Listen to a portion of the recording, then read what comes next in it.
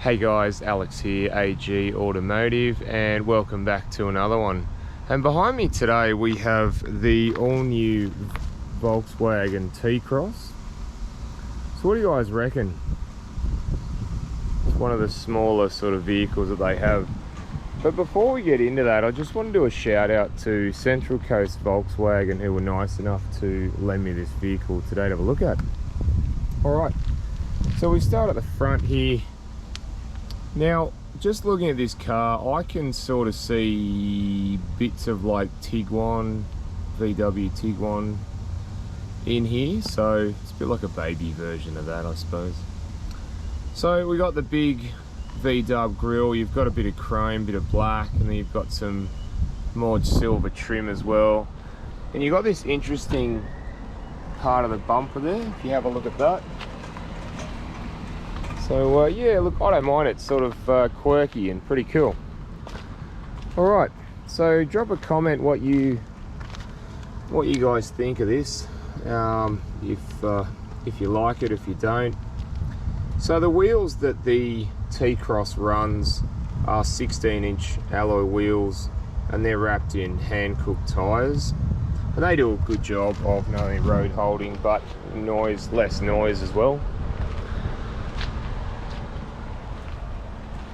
So we'll just come around to the back.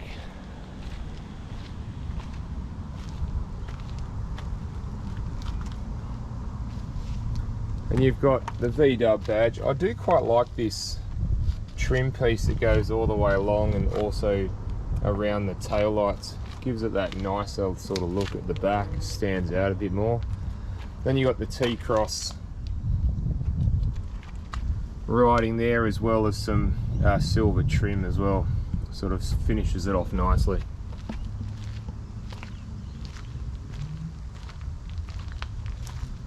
Alright guys, let's go and check out what's inside.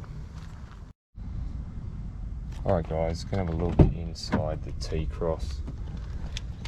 So we've got hard plastics, we got a little bit of nice leather there as well for the armrest. You got your window and mirror switches there. You also have cup holders, more storage space there, and you've got your door controls there, and this nice piece of carbon fibre as well. Breaks up the rest of the door.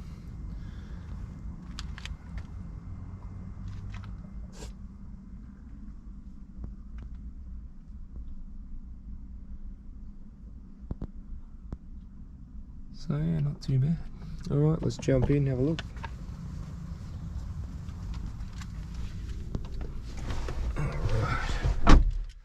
So, we have a conventional flip key, which you don't get in a lot of cars now. They have start buttons.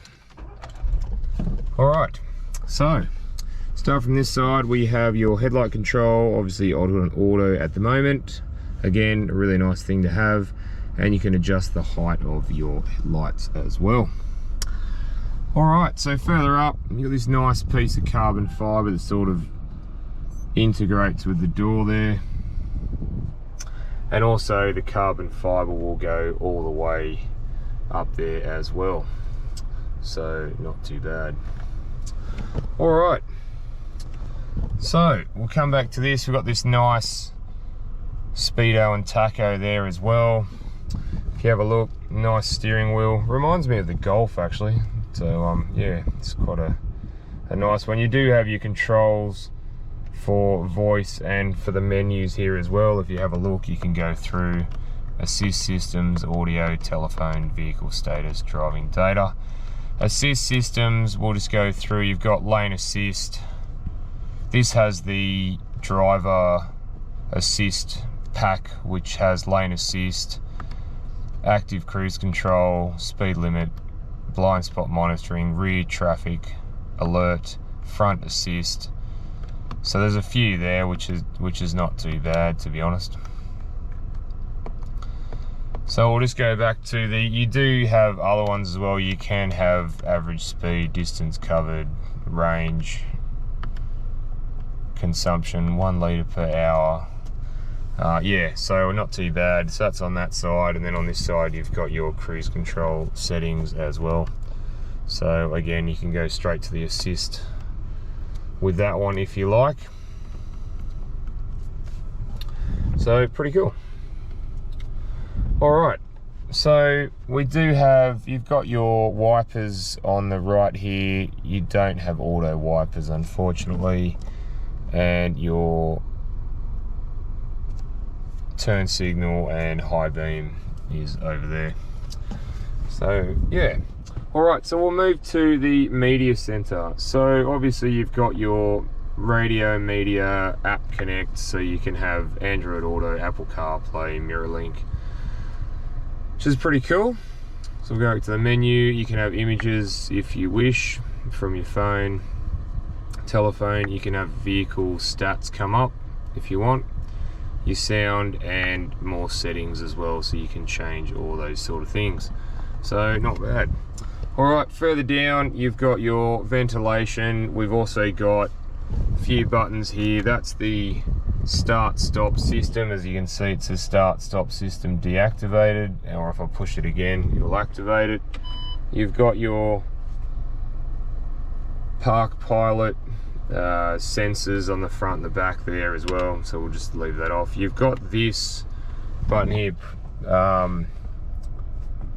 If I indicate reverse gear, it'll actually, if you look for a you can look for a spot, and it will actually help you to go into gear. Oh, sorry, go into the spot. So and if I go into reverse, we'll bring that up. The lines don't work, don't go round actually, but still, it gives you your car and everything there, so you can yeah, if you want to, and you can adjust things on it if you want to, the sound and whatnot. So yeah, not bad. And then you got your hazard lights, obviously. Further down, air conditioning controls, very sort of basic sort of stuff. Further down from there, you have 2 USBs as well as a mobile, a wireless charger. If you can see, it says phone in there, and if I put my phone in there, it will start to charge. 12-volt plug there as well. Over here you have the glove box with a CD player and an SD card slot there as well. So we're not bad. Do have a conventional handbrake. You don't see them in a lot of cars now. They're normally like buttoned, a little button or a flick up and down of a button. You got cup holders either side. You've got another cubby in there, to be honest, a bit of a cubby hole there, and it's just interesting how the handbrake goes into it, sort of things. There's a bump there, limits the space, and it's sort of like interesting sort of thing. A little bit of a pocket space there. You've even got a bit of pocket space up here too, so little things like that. Yeah, not too bad. All right, so let's jump in the back and see what the back's like.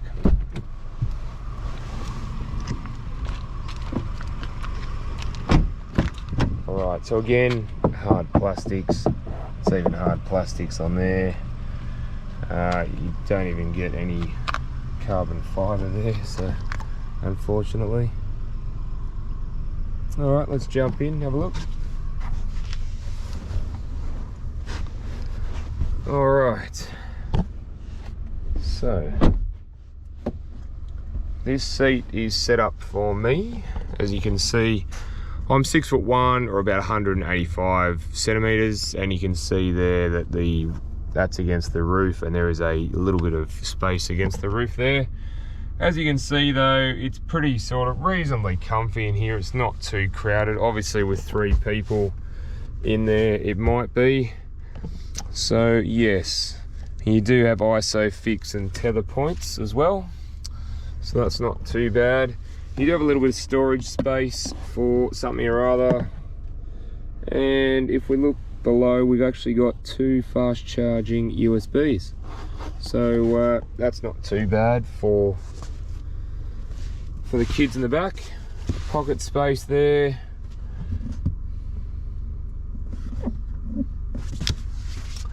So yeah guys, you got a light here as well.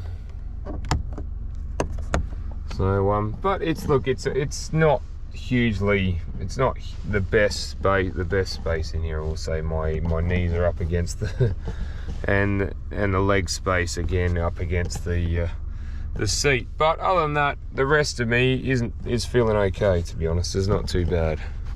If I put that up there, yeah, I could sit here for a little while, so not bad at all. All right, let's jump out and have a look in the boot. See what's in the boot.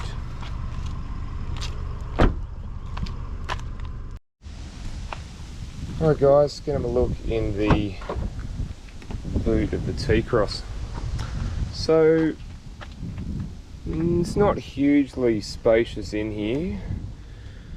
If we pull that up, you can see that there is a little bit more space under there. If you wanted to store anything, you do have your full-size spare, as you can see there, and your jack and toolkit. But other than that, it's not too bad. Obviously there's your tether points there. If I just flick this switch here, it shows you pretty much what it's like. It does give you a lot more room there if you fold the seats flat. So yeah, not bad.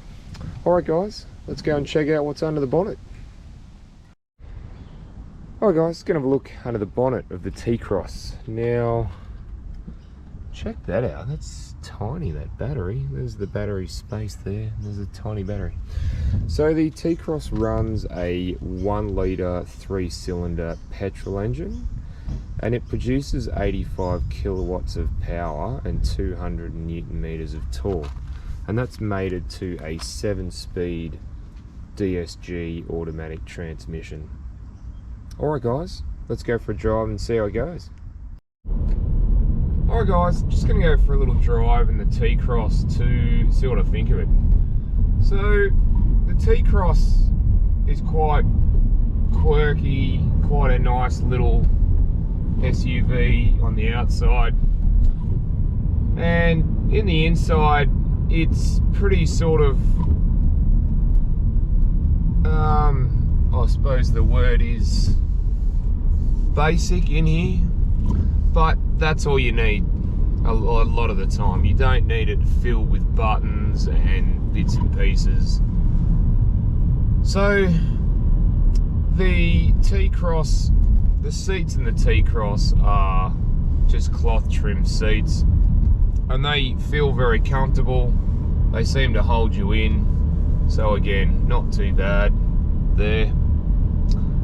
And then the steering is quite light around town. It does feel quite light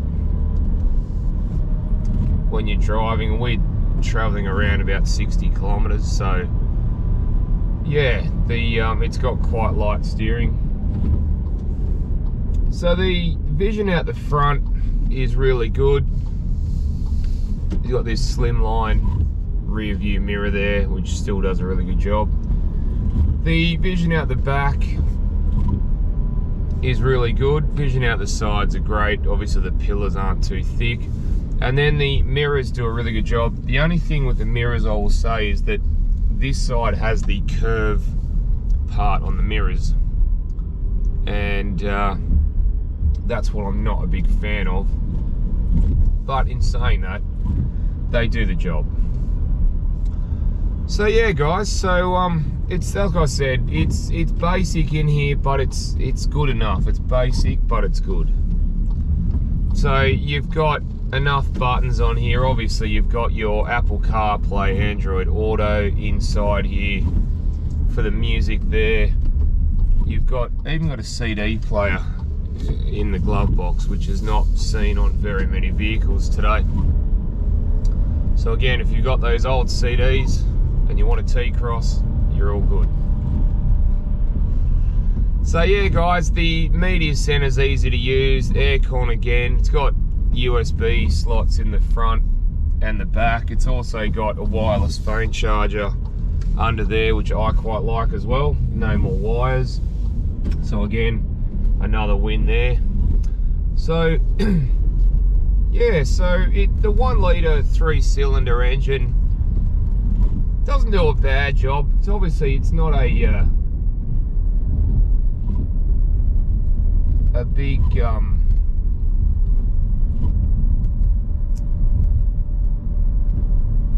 it's not a big engine. It's not going to be really quick.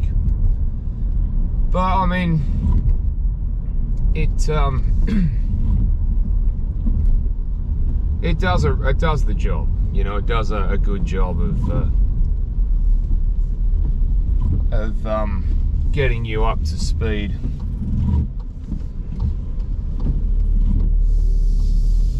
So you don't really notice the gear changes thanks to the DSG gearbox, which is which does an incredible job of lightning fast changes. So yeah, so again, not too bad there.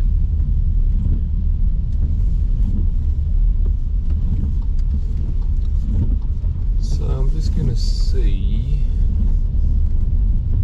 how we go here. So just going to check out the 1 litre on how it actually goes.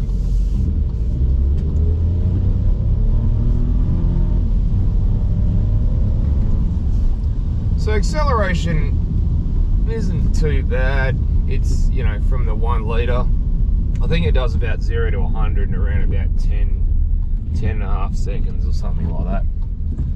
So or around about, I think it's 10.2. But yeah, look, around town it's great. It's good on fuel. It's comfortable. It does what you need it to do.